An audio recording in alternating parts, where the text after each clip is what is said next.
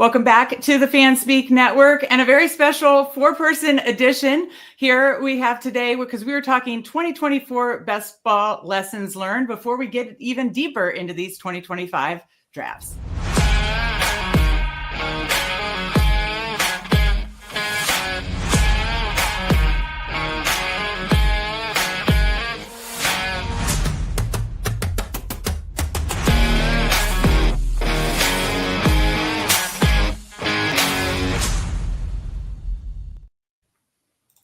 That's right. This is exciting tonight. I've got Steve, I've got Andrew, I've got Justin, Bruni. We are excited to talk about 2024 best ball lessons learned because we've all done 2025 drafts already. Andrew and Justin, if you missed their draft from last night, be sure to check that out. They did their first big board. Steve and I did our first big board on Monday together, our first sibling showdown.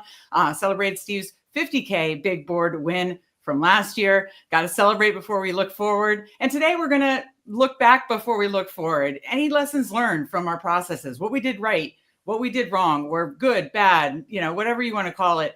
And what lessons we can take from that. The thing I love about best ball, there's no hard and fast rules. You can win in a lot of ways. And best ball, that's what makes me love it so much.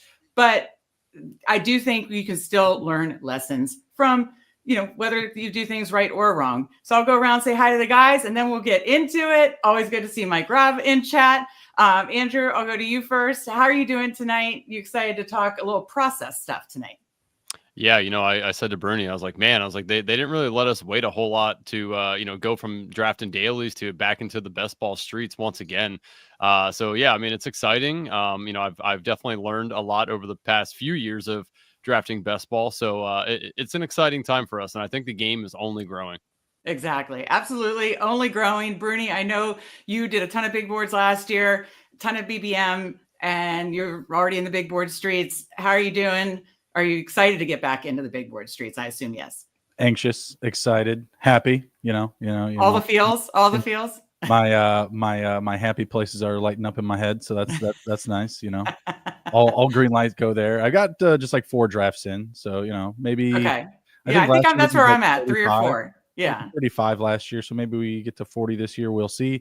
It always depends on, when BBM drops, when that drops, my head just kind of steers away from the big board. It's usually like, is it usually shut off the big board valve on draft weekend and then switch over to the BBM life? Yeah, that's typically it. I haven't maxed out the big board yet. I don't think I'm going to do it this year, but no, excited to get back in the streets, loving a lot of the mid-round values. I feel like, if you're a big fan of going like 0 RB, this is the year that you're going to be able to really bulk up on very similar type of players in rounds like 3, 4, 5, and even 6. Guys that you would typically be getting in like the early rounds of like a upfront wide receiver heavy ADP. So it's nice. I've liked it. Like it. I love it.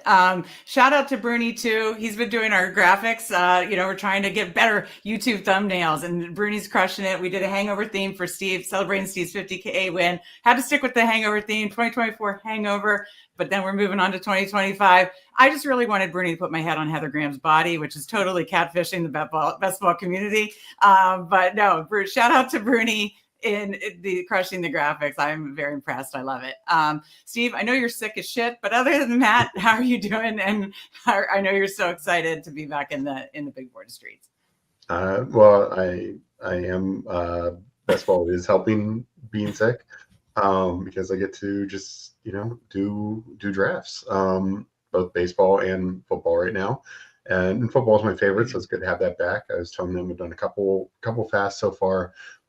I got like 6 or 7 slows going for football and a bunch for baseball. So just been doing those. And yeah, it's interesting to see where guys are already kind of slotted and, especially some of these guys either coming off injuries or potential free agents / cuts. And we have to kind of make some decisions. Yeah, Steve, before we move on to kind of what we're here to talk about today, we talked about this on Monday. I tweeted pictures from the 2012 Senior Bowl. You and Dad covered the Senior Bowl for 9 years, 2012 to 2020. You had a blast doing it.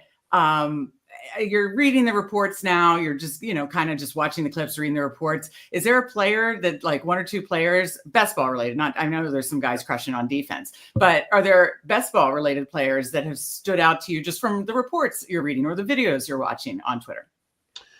Yeah, I would definitely probably point to a guy, and I mentioned him, kind of mid-round guy on Monday, and that's Jaden Higgins, wide receiver from I saw Iowa some State. stuff on clips Actually, of both him. Iowa State receivers are doing well. He's tall. Well, He's a yeah, big one. Yeah. Higgins is the big X-type receiver. I think he'll probably be like a third, fourth round pick, but I wouldn't be surprised. I mean, look at somebody like McMillan this year. Third rounder, produced right away. So I will definitely be interested to see how the rest of this week progress, and then of course at the combine, like when he runs officially and all that.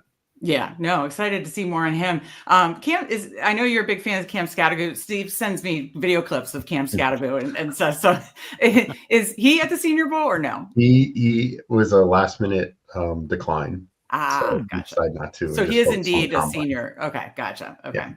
Got it. Okay. Now we can do what we came here to do. Let's take a look back before we continue to look forward and talk about 2024 lessons learned. Basically, let's first go through like each say something that we loved, a hit, a good strategy process, it could be player take, strategy process, whatever. And then the lesson we took from that. I'll go first to give my example. I loved that there was such a fall on running backs, bell cow running backs. There were like, wide receiver threes on teams going ahead of these bell cow running backs that went to other teams. I think the field kind of jumped the shark a little bit, and I took advantage of that. And I was able to try to get at least 2 running backs in the first 5 rounds. I used Best Ball Overlay, which we'll be promoting again this year, to make sure I got all the different combos. And to nobody's surprise, my combinations of Barkley, Henry, Jacobs, some combination of that hit the best, obviously. But I made sure I got all the different and some of the combinations didn't work. Isaiah Pacheco and Christian McCaffrey did not work. Isaiah Pacheco, actually, shout out, Isaiah Pacheco was on the BBM winner, by the way. But, certain of those did not work. But then there was a lot of combos that did. And those 3, and my Bulldog team that made the finals had all 3. And so I did a hyper fragile build and got all 3 of those. That was my favorite process. My lesson learned off that, of my favorite kind of what I think I did the best this last year, was that don't be afraid to zig when others zag. If you're seeing like a trend that, like, not that you not necessarily you can agree or not agree or wherever you land on it. I think it's just don't be afraid to zig when others zag, especially when it's so, and it can be for strategy or player takes or team takes. Like if there's like a team that people are just like maybe grossed out by, but you see the positive or the potential that, that it has a range of outcomes that it could be an overperforming offense like Washington was this year.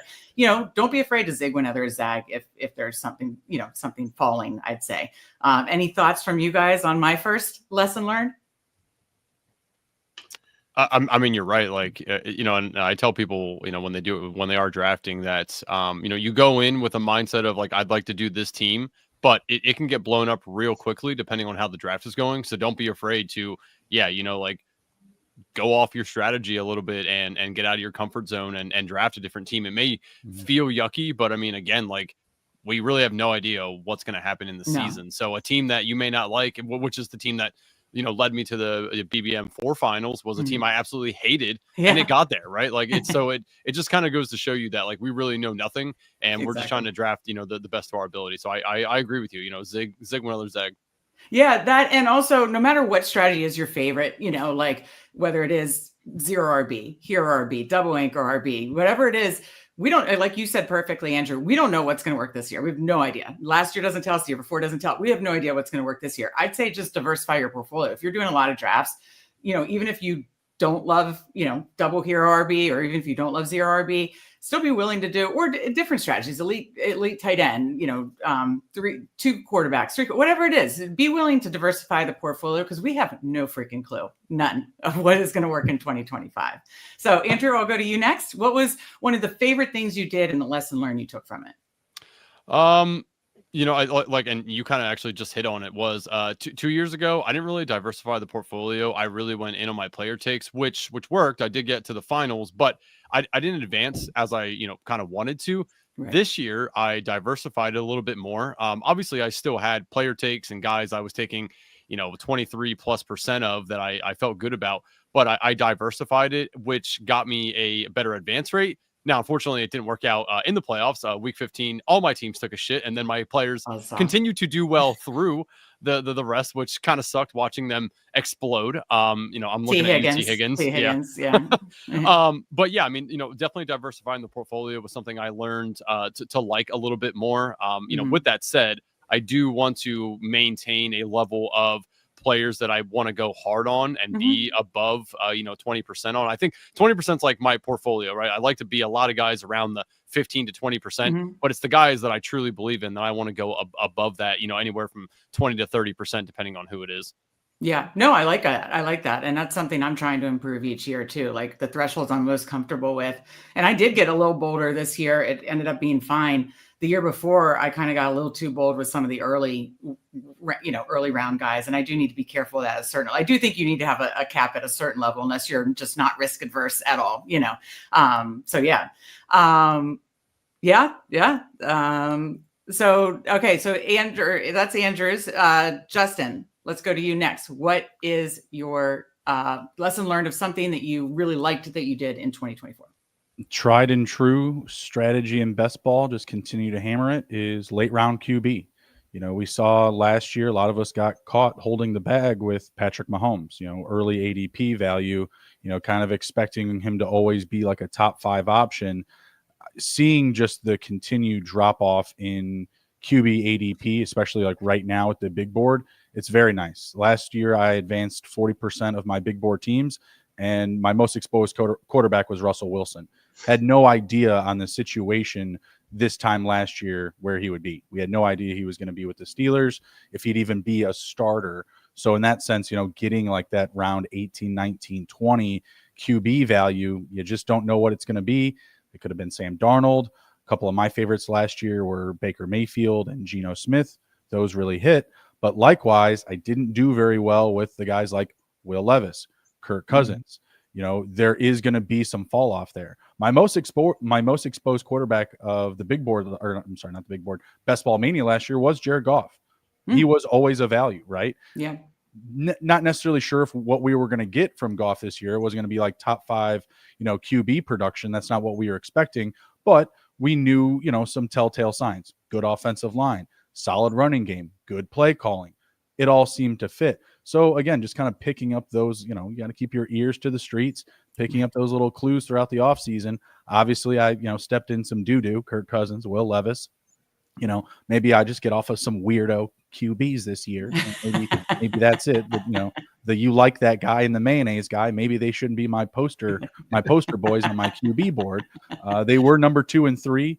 After that, I had, Tua, Dak, Baker.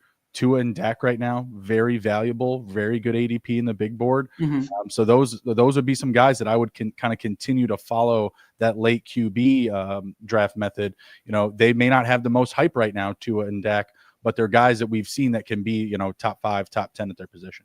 And to go back to my point, that might be a situation where like Tua and Dak are perfect examples of player takes where the field is just kind of grossed out by him, either, recency bias. Recency bias. Yeah, thank you. Recency. Before the ADP dropped, I still thought like, hey, like Tyreek Hill should probably be like late round 1, early round 2. We can't overreact all the way to round 5, can we? We are.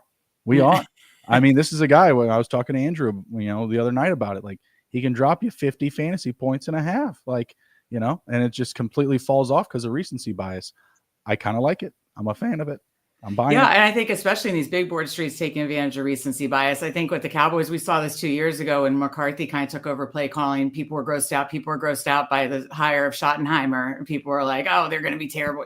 Maybe they will be terrible, but good. I know terrible. Just don't get hurt back. Just don't. Yeah, their offense was great 2 years ago with Schottenheimer still as the play caller. Offensive coordinator. McCarthy was calling plays. So yeah, I think it kind of.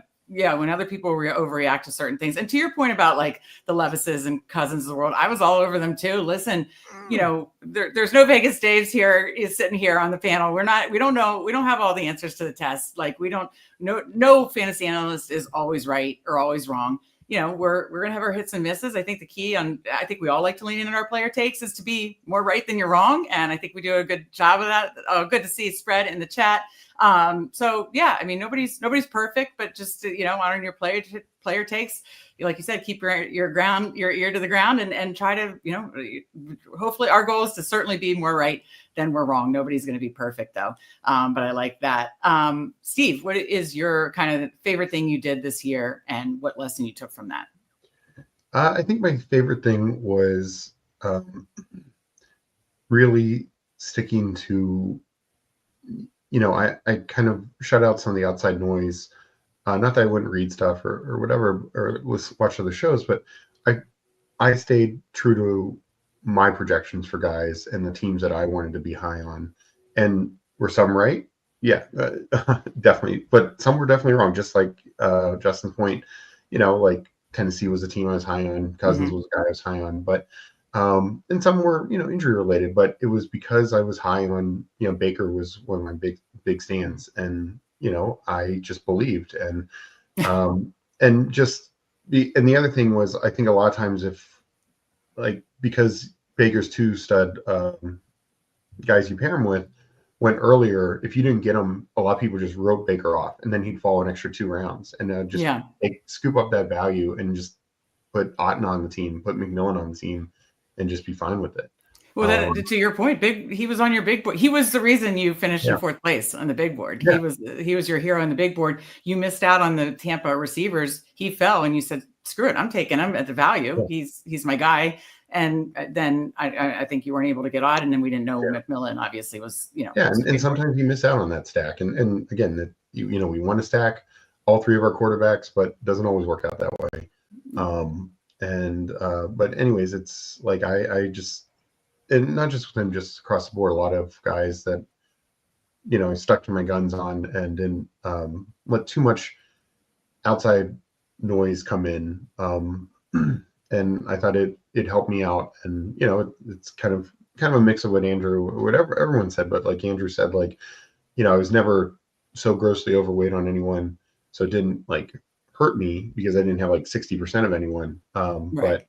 But, I had plenty of high injured guys, but still was able to advance because I had my good core that helped me through.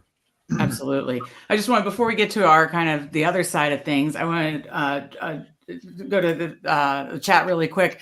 Thank you for joining us, Charles. I'd say about this, though, about max 2 non-QB positions from a single team. The only thing I'd say to that is, some analysts or some people in the best ball space have hard and fast rules. I don't think there has to be hard and fast rules. I mean, I think there's bad ways to build teams and stuff like that. But I believe the winner had 5 Bengals, this is a BBM. There's so many ways to win, and, there's so many ways you can approach it that I don't think you have to have and I think DFS kind of got like that too, where we have to do these min this, max this, and I don't think you necessarily always need to bring back, that was another thing that we learned from this year. There was a lot of debunking the week 17, forcing it. And I know that's been in DFS too.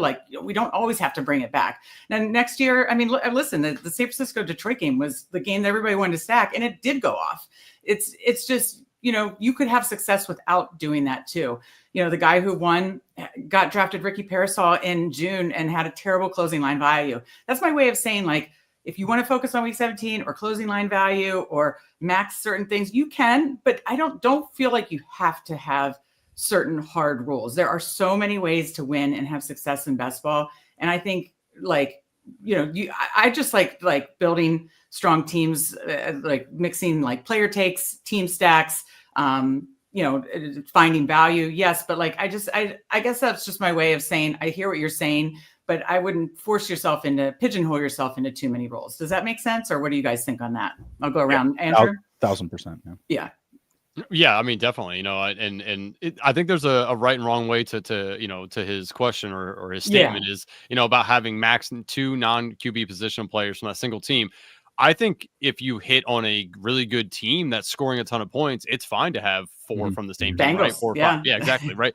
But then there's also a wrong way to do it. I wouldn't want to have 5 Patriots players on my teams. They're probably not going to score a lot of points, right? Right. So I think there's a good and bad way to do that, and a right and wrong way to do that strategy. Also, that just before I go to you, Justin or Steve, I wanted to say that just jogged a point in my head that like Burrow is a pocket passer. He's not going to get a lot of points on the ground.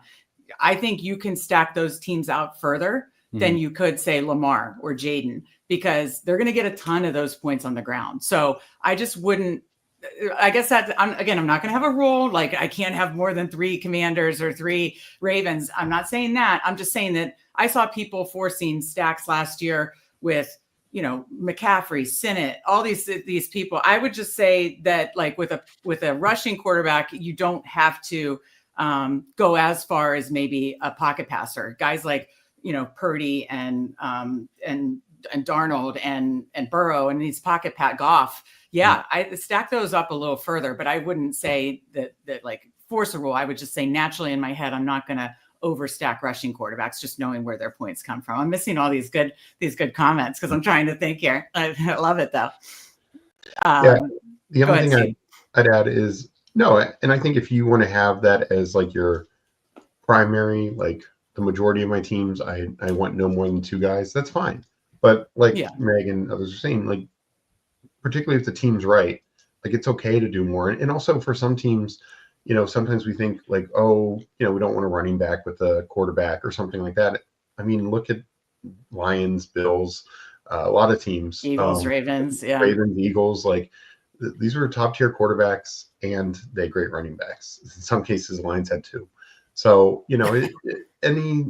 again, it depends on the team and it depends on what you're looking for, and also depends on where their value is. Like that's the one difference between like an Eagles situation when everyone's expensive or somebody like the Bengals where things were a lot more palatable because Chase Brown's going in the 10th round and Mike Gesicki's going in the 17th round. Yeah. So it's much easier to stack them all up than say the Eagles. That's a good, I was going to say price point is a key. That was a good point, Steve. What were you going to say, Justin? I was going to bring up to the Commanders to the same point. Andrew's already banging the drum for Zach Ertz. What round is he going in?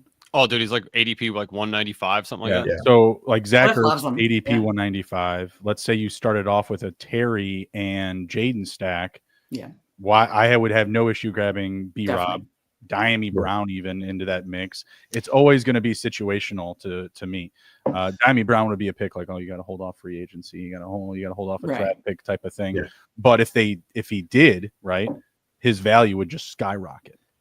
Yeah. No, I think, and that's an excellent point, Bruni, is it's price specific, like Steve said that too, always price specific as far as like stacking, how much, where, so definitely. And by the way, we appreciate all these all these comments in chat. Thank you for joining us. We appreciate it. Okay. Now kind of the things that we maybe weren't as happy with what we did, like some of our misses, so to speak, in the lesson learned we can take from that. I'll go first on this one. It's kind of complicated, and that's why you guys can help me kind of meander through this. So I was embarrassed to admit that I was lower, not 0, but I was under the field on Burrow and Chase. Whoops.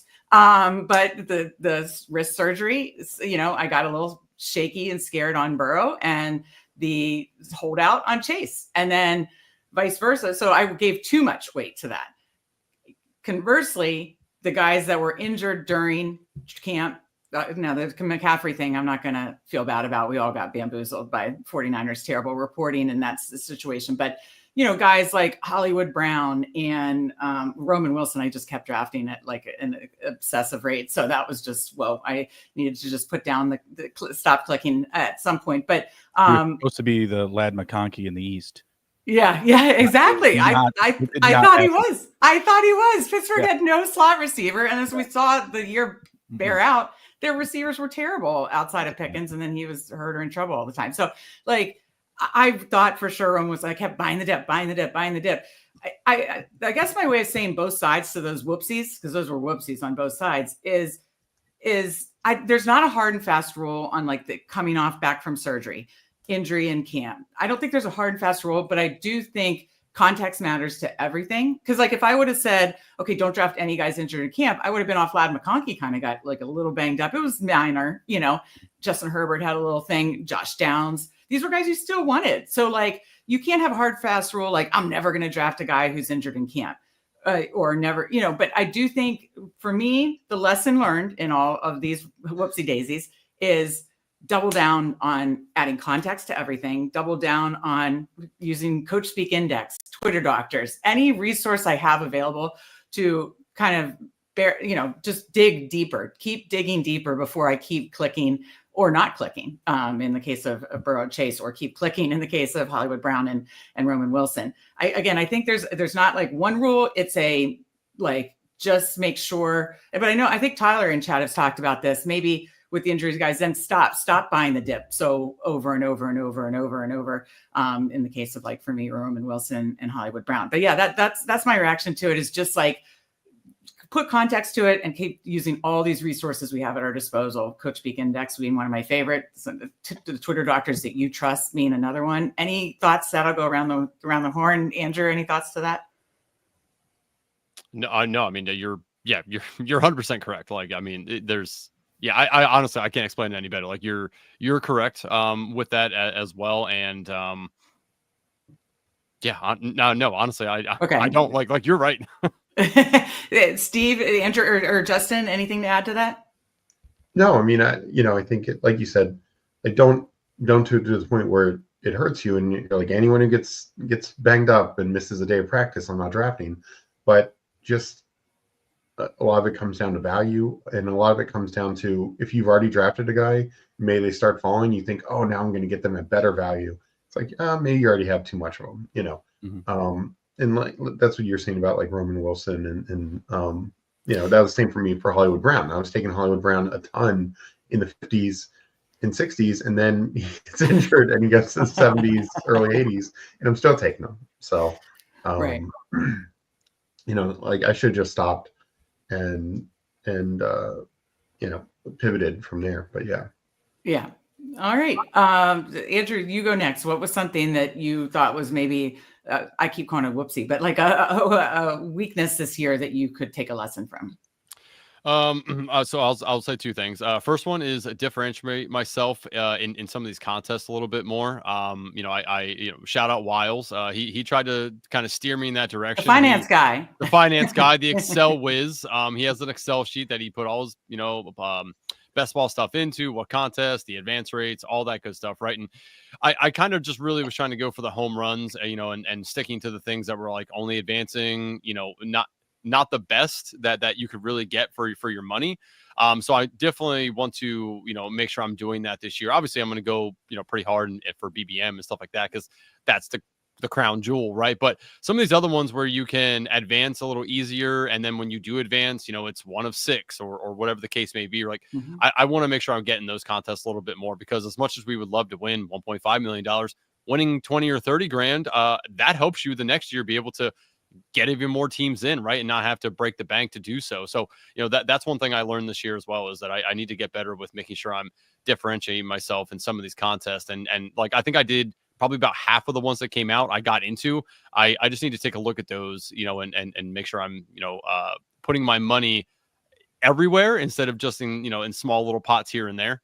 The other thing is, what Steve said about listening to some of the outside noise, I did that this year, and for reasons, good reasons of, obviously I don't know everything, right? I mean, you can kind of think that what's going to happen, but when you listen to somebody else explain something, either about a player or a situation, you can kind of, make your own determination on, like, is that a good take or not? Mm-hmm. So I did listen to other contests, but it mainly was on player takes. There was guys I was kind of like, I really like this guy, i.e. Saquon Barkley. He was taking a lot of them, and then people just were poo-pooing him for whatever reason, and Mm-hmm. I respect Jacob Gibbs a whole lot, but he was one of the people I saw in there was like, there's no way Saquon's going to be really good, and he labeled out a bunch of examples, and I'm like, okay, like, that makes sense to me. So I kind of backed off a little bit, and I wish I wouldn't have at this point, right? So I think I need to stick to my own guns a little bit more of things, because obviously I'm spending my own money, right? Like, so if I'm going to go down with the ship, I want to go down because of my own, exactly. So, but and there's guys like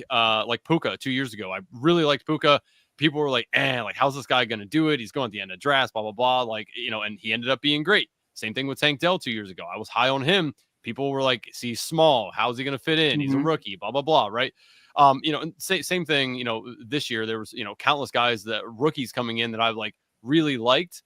and I just kind of let the noise scatter my brain a little bit. So I will still continue to watch shows and obviously take their advices, because that's what people are doing right now with us, is listening to us, formulating that opinion, right? So I totally understand it, but I need to make sure, and I think this goes for everybody, you need to, make sure that you're spending your money how you truly want to, not how other people are telling you to, because unfortunately we saw this year with a lot of the top influencers, there wasn't great advance rates, and that's for one reason or another. But if you solely went off of what those guys said and what we said too, like, you may not have fully got there. And maybe that was, because you didn't know what to do or didn't know who to draft. But I think that you need to do your own research and make sure that you're spending your money how you truly want to. So I'm definitely going to stick to my own guns a little bit more this year. Yeah, and your point, it wasn't Jacob Gibbs the one that kind of got you on Puka? Yeah. So that just shows, like, again, nobody in the industry knows it all. Nobody has the key, the skeleton key to everything. Everybody's going to have hits and misses. Every single one of us on this panel, every single one of you in chat, every single one doing content out there, we're all going to have hits and misses. Again, we're all trying to be more right than wrong.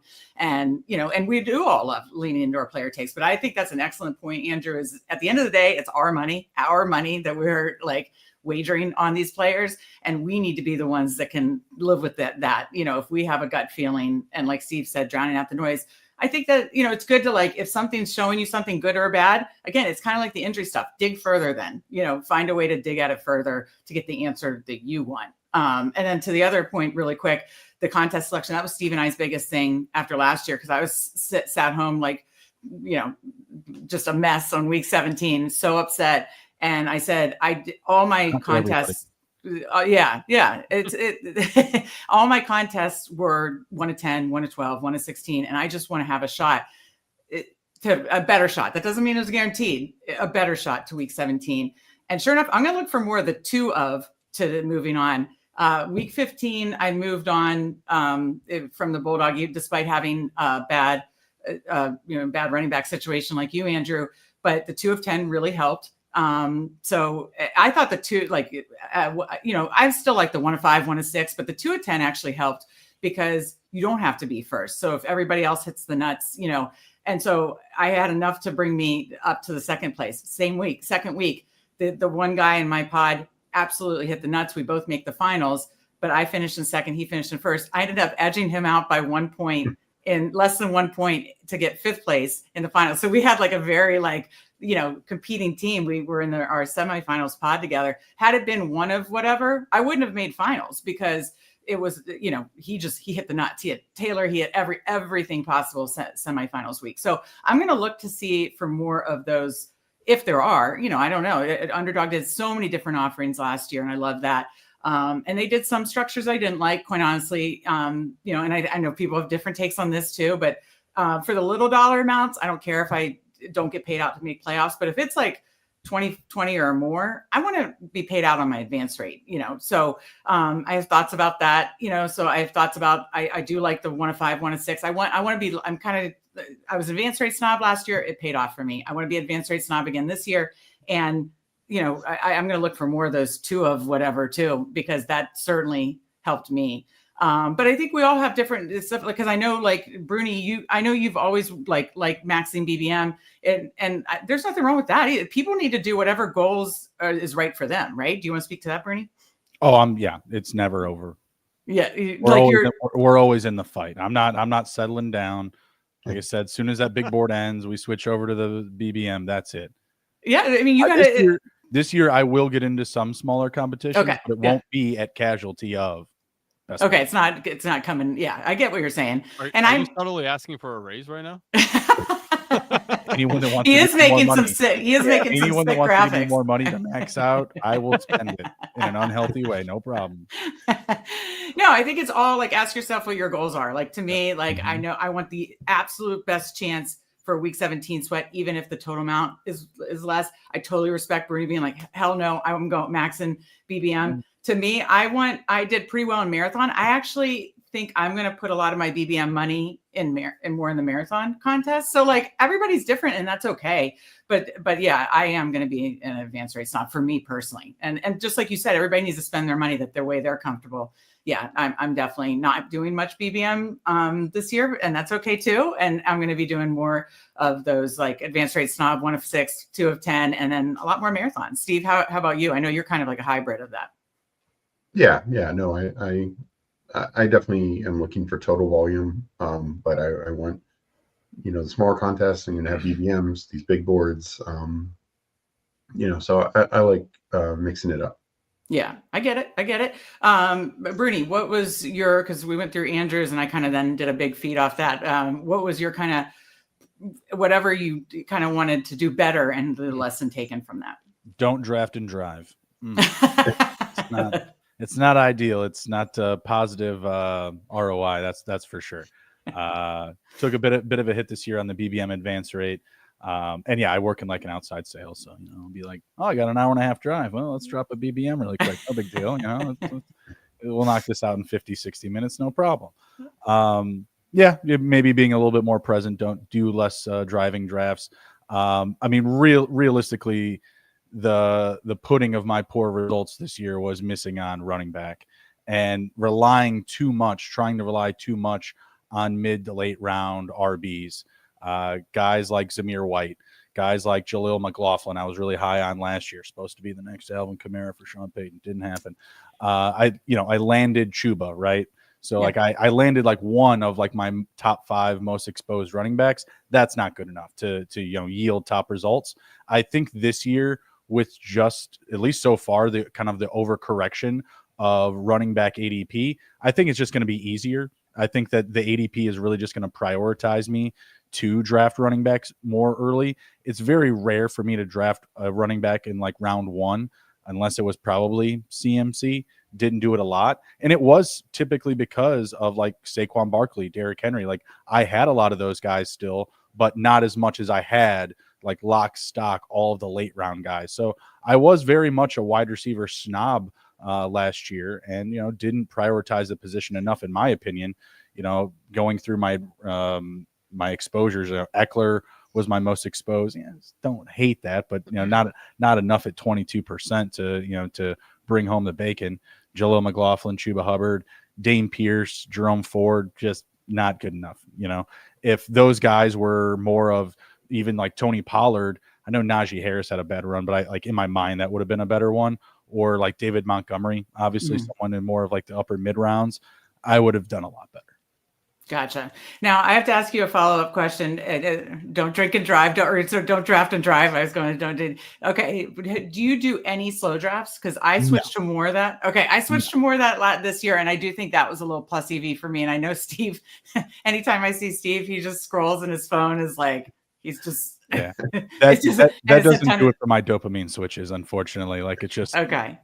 Lights are off. Doesn't work. Okay. I mean, you do have to like get your head back into it, jump back into it, that kind of stuff. I didn't think that my first year I didn't do it at all. Last year I didn't do it nearly as much. This year I did it.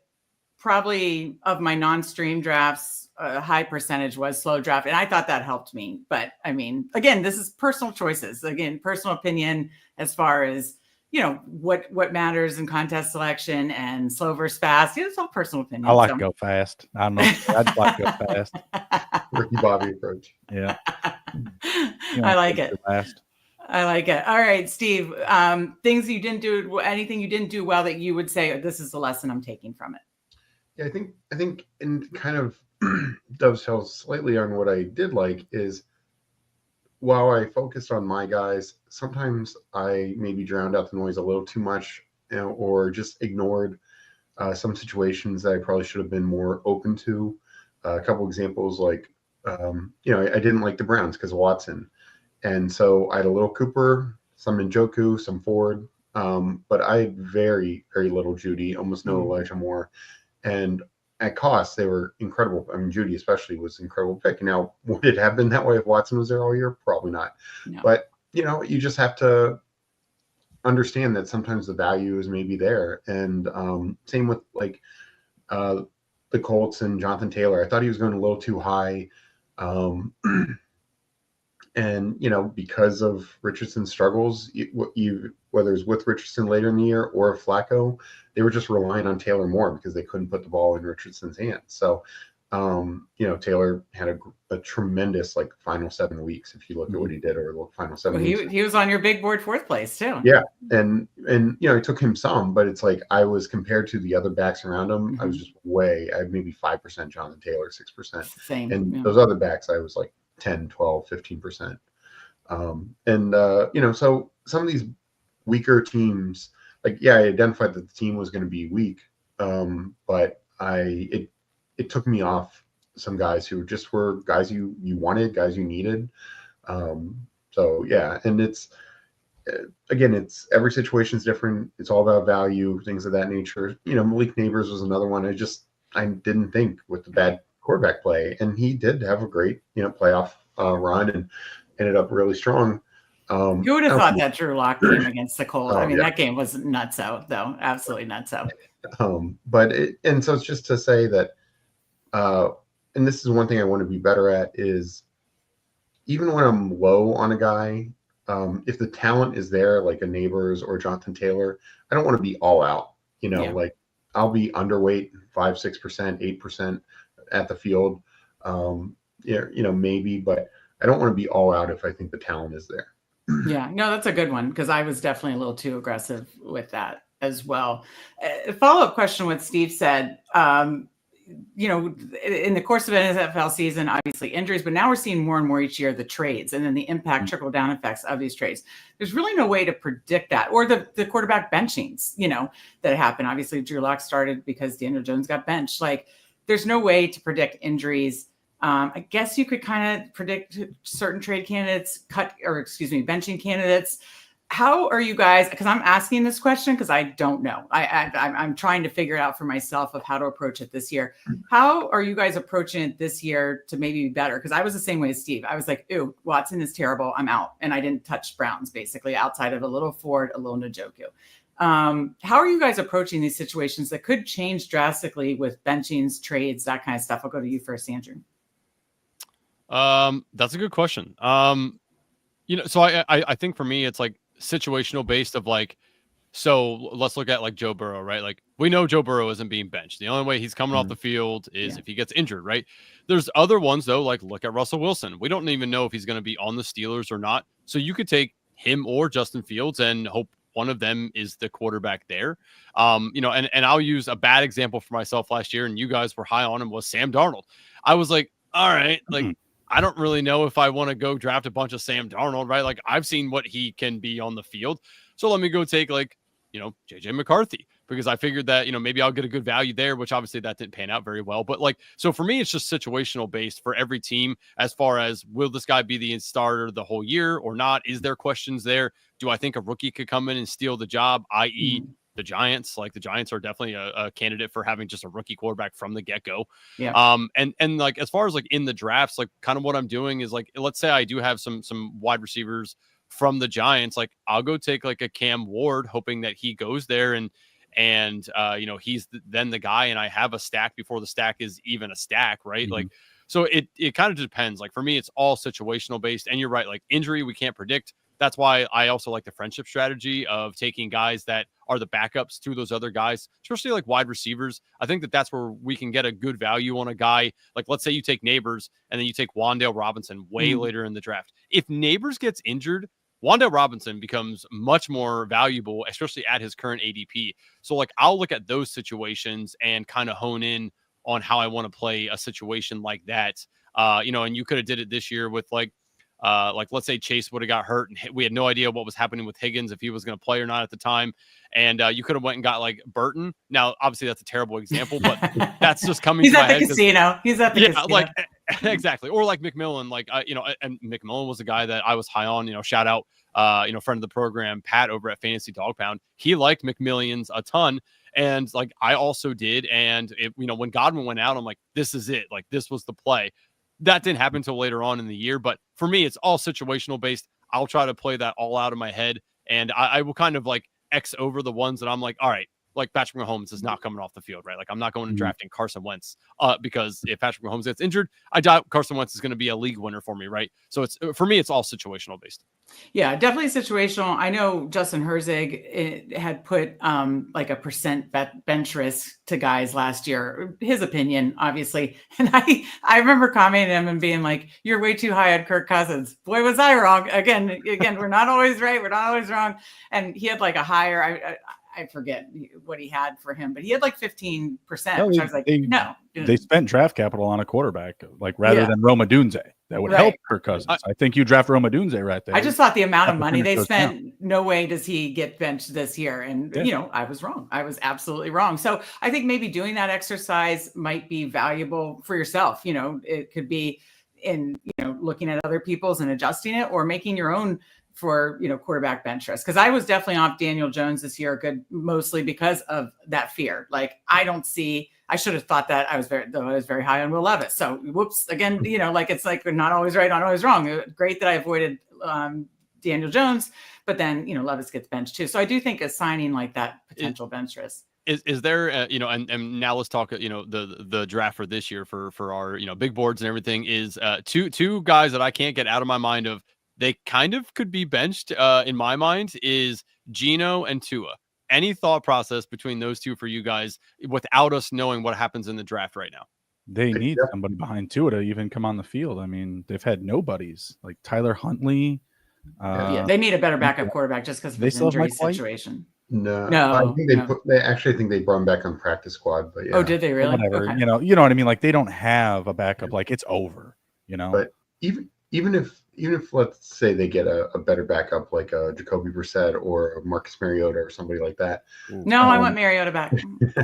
I don't think Tua is going to get, obviously there's the injury risk, but I don't think Tua is going to get benched. You look at what the offense did with and without Tua last year, we're just talking night and day. And also translated to their star players like Hill, like Achane, their numbers with Tua, without Tua, Jonnu, same thing, just night and day.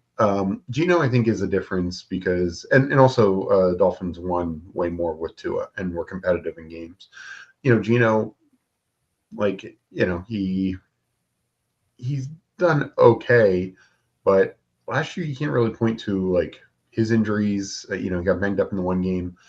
You can't point to his weapons being injured or anything like that. Yeah. And, you know, they're just not winning. So, yeah, if they're not winning again, I could see Geno potentially getting benched. Yeah, I would assign more of an injury risk to Geno, or not really for Tua. I'm trying to think of anybody else. Well, obviously, if Richardson's starting, I think he's a massive, you know, bench risk. I mean, he's like the biggest one. Mm-hmm. Now, I did this, and tell me if you guys think this is absolutely insane. And I thought it was going to massively pay out. I did it more because I thought Richardson was such an injury risk, kind of like the Tua situation, because we saw last year he played like 3 games, and he got like out in like basically almost all of them.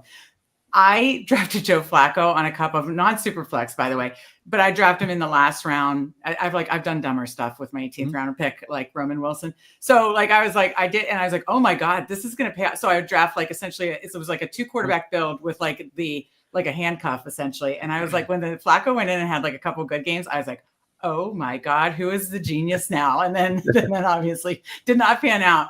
That would be a very, very, very, very, very specific. I also had one team make it where I drafted Josh Allen, and then it was when we didn't know, kind of, I guess it was kind of July or August. Anyways, where I drafted both the Steelers quarterbacks, and I did Josh Allen with both the Vikings running backs or quarterbacks. And both actually made the playoffs because, you know, Josh Allen, hello. And then, you know, Russ had some good games. Fields had 1 or 2 spike weeks. And then, you know, Darnold was great. So, you know, I had one like loss essentially. So I'd be willing to get a little creative there. Not to the point where it's like with every team, like you said, it's not going to be for Burrow and Mahomes and all these star quarterbacks. But for these murkier situations, I've spent dumber late round capital. I'd say it that way. I don't know. I might look into that just to protect.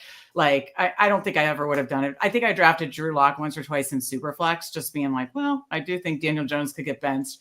It didn't end up paying out on those particular Superflex teams. But I do think that's interesting for the Superflex contest, if you're into that too, if you do like a 4 quarterback build and like do draft like Anthony Richardson and whoever his backup is, or something like that, if it's a good one. I do think that's interesting. But yeah, these situations do happen. It was just a question that kind of popped into my head. Any other questions that you guys have that have like come up already as we're getting into 2025 drafts?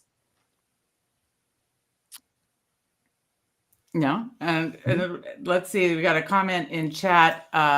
Any thoughts on contests with weekly payouts to hedge against season long? We have the weekly battle royales. Yeah. Does he mean something else? I assume. Well, we also have the weekly yeah. contest for season long too. Weekly winners. Okay. Yeah. Oh, winners, okay. yeah. He means weekly winners. Okay. Yeah. I mean, you could do that, sure, but I mean that doesn't really guarantee you anything, honestly. Like, you know, if you're, let's say, I think what he's asking, or she is asking, like, let's say you have like almost no Mahomes, right, in season long, and then you do a lot of Mahomes in weekly winners. That could work, but if Mahomes is just straight up bad, then it's fine for you in season long, but that doesn't really mean anything, and it's also terrible for you in weekly winners, right? Like, so I don't think that that's the way that you want to play that. I would rather just, if you want to look at it that way, I'd rather just not do weekly winners and just put a lot more money into dailies. Yeah. And I do think they're going to continue. I've never had success in weekly winners. Spread, who was in chat a minute ago, did have success. I made $1 this year.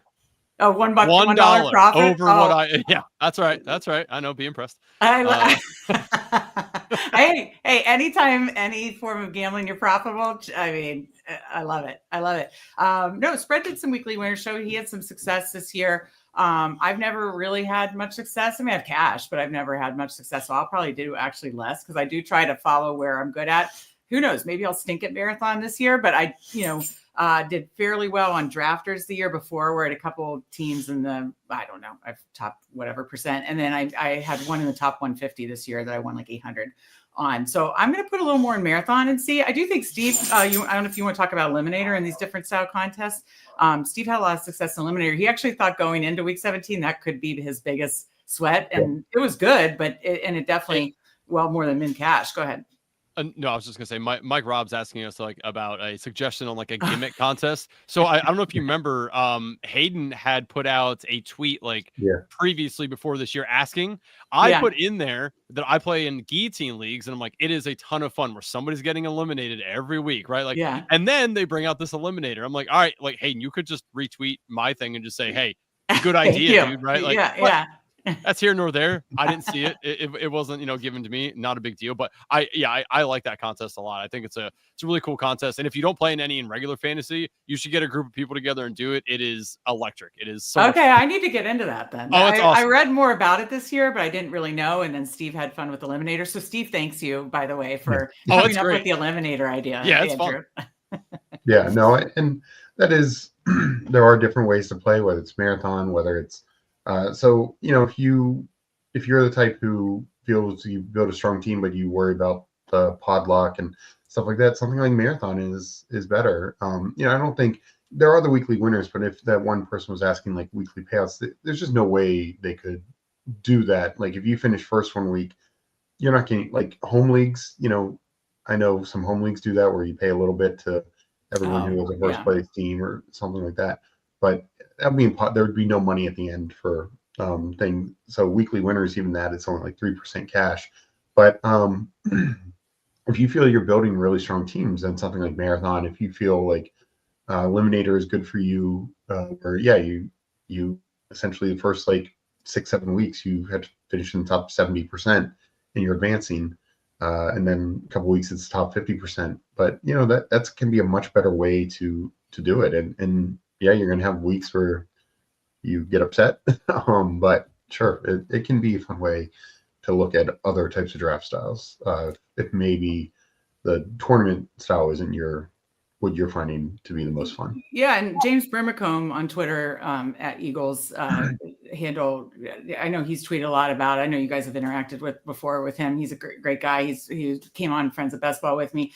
He's talked a lot about contest selection and that kind of stuff, and he's said similar that he's just going to lean more into the marathon style. He does like drafters and stuff like that. So again, do whatever contest style works for you too. And now we're blessed with all these different contest styles, and it's not just one type thing. And shout out to us when we launch our subscription. Little tease here: we're going to launch a Best Ball subscription in March, hopefully by mid-March, we will have rankings, especially after, when BBM and all the classic contests get released after the NFL draft. We will have, of course, rankings, but we are going to we are planning to do rankings for the different style contests, for Superflex, for Eliminator, for Marathon. So we're going to do that to, offer different, because I do think every year that goes on, people are going to expand into these different types of contests more and more, and there should be rankings and content for that, and we are going to make sure that that is covered. So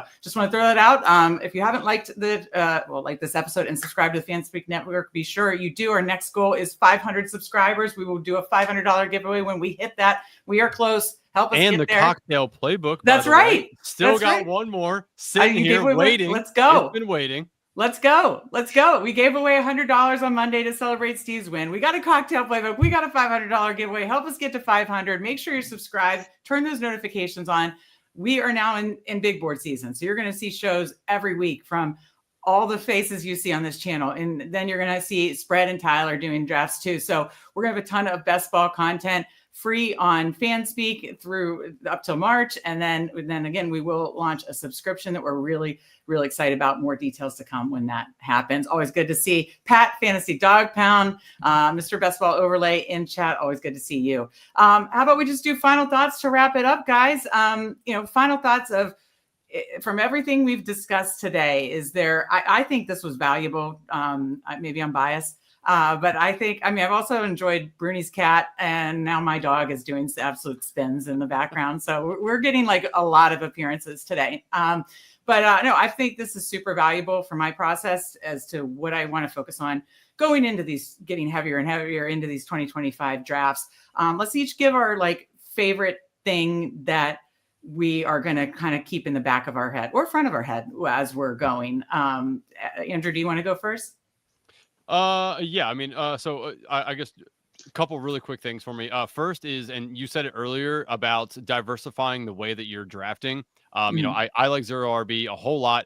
I did draft the double anchor RBs last year, and those were very successful because of how the year played out. Right. So I need to remember to go in and try to take other things besides zero RB. I do really like zero RB, but I need to make sure I'm taking other things besides that and making sure that my teams aren't just going to all look the exact same at the end of the year, just with different players.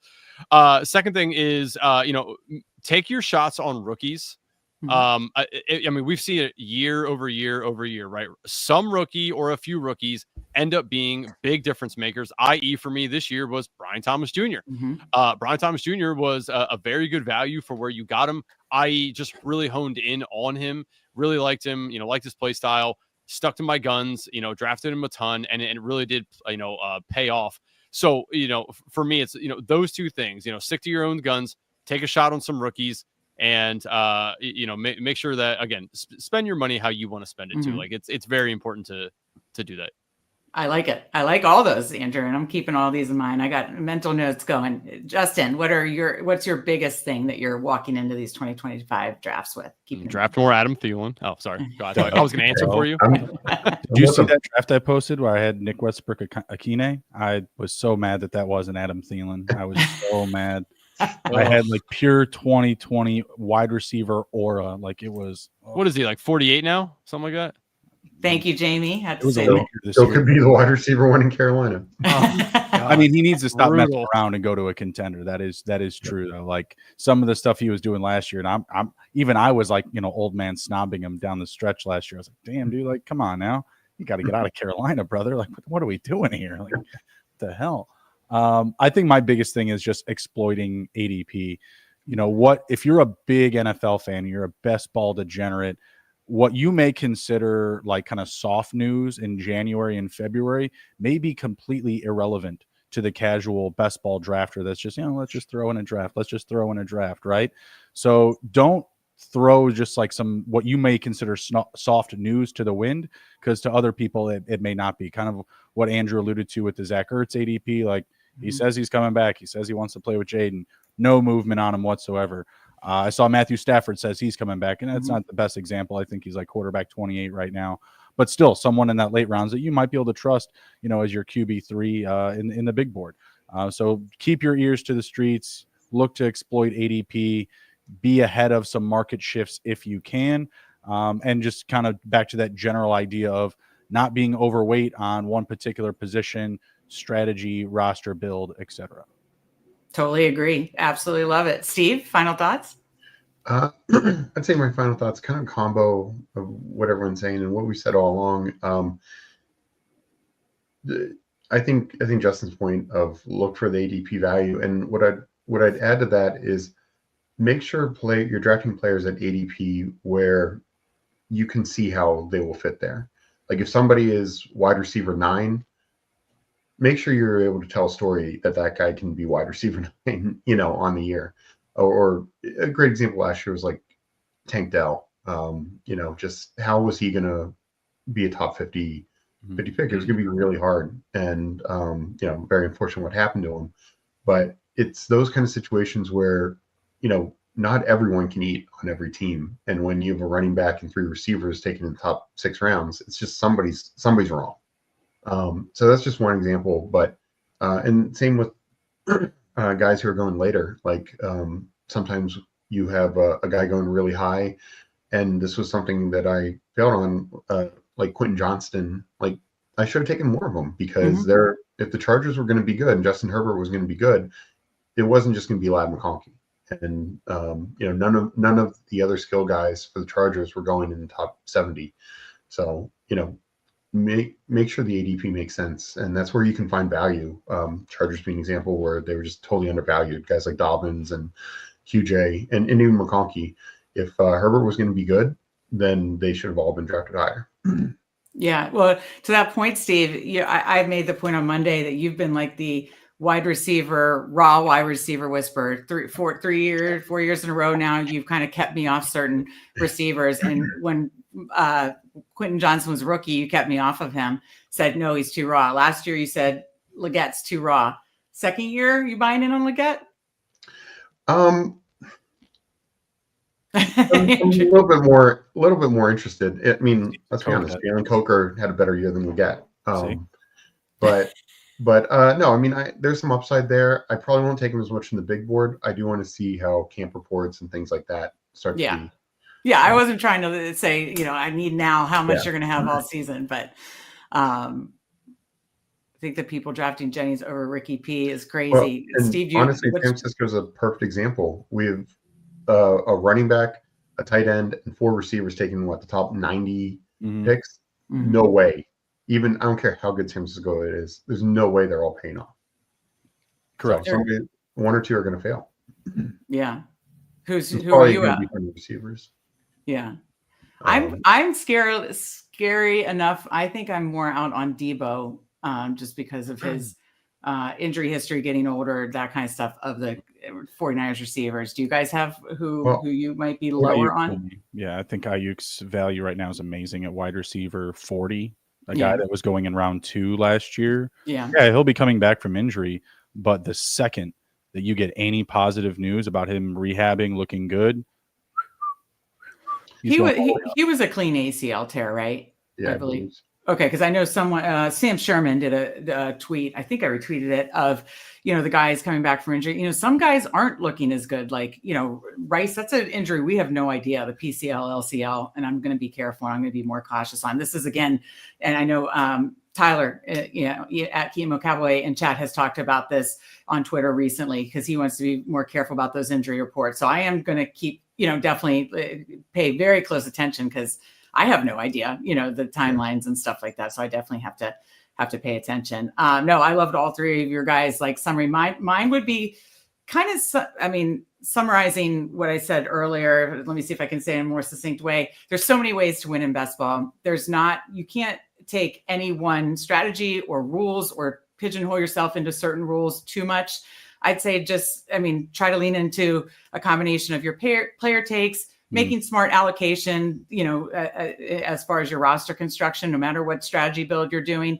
But I wouldn't pigeonhole yourself with, it's got to have X amount of week 17, X amount of rookies, X amount of this, X amount of that. Like kind of, make your own secret sauce and don't pigeonhole yourself with too many rules. I think that is kind of maybe overblown in best ball content. And that's not me knocking any other best ball content out there. That's just me being honest that I just think too often we hyper focus on too many things, where we should just be focused on, let's stack up the damn good teams, the players we like, let's do smart allocation.